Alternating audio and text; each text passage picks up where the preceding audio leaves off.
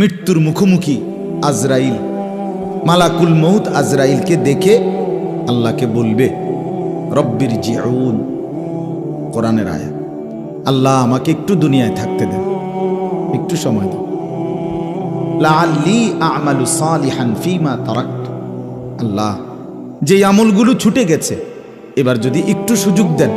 আজরাইলকে কয়টা দিনের জন্য চলে যেতে বলেন, এবার আমি সুযোগ দিলে সবগুলো নেক আমল করব। আল্লাহ তাআলা বলেন কাল্লা, কখনো না বান্দা, আজরাইলকে সামনে আইনা আমি কেউরে ফেরত দেই না, কেউরে না। আজরাইলকে দেখার পরে যদি সুযোগ দিতাম তো ফেরাউন আল্লাহর ওলি হয়ে যেত। কথা বোঝেন নাই? আজরাইলকে দেখার পরে সুযোগ দিলে নমরুদও কি হয়ে যেত? আল্লাহর ওলি হয়ে যেত। তাহলে এই সময় ফেরত চাই।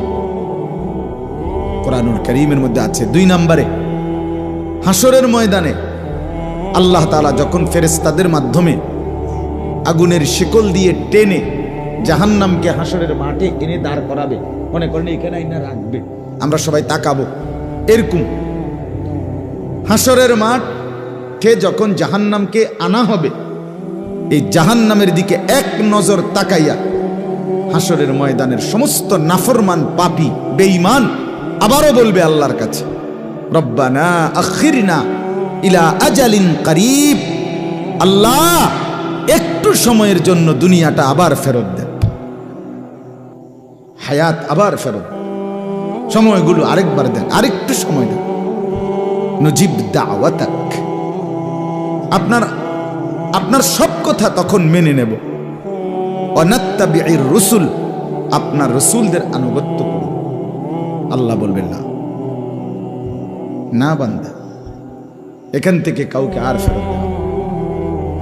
তো 3 নম্বরে, প্রত্যেক নাফরমান পাপী জাহান্নামে যখন নিক্ষিপ্ত হবে, এই জাহান্নামের কঠিন আযাবে, জাহান্নামের ভীষণ আযাবে, আহা কোরআনুল কারীমের মধ্যে আছে তালফাহু ওয়ুজুহাহুমুন নার ওয়া হুম ফিহা কালিহুন।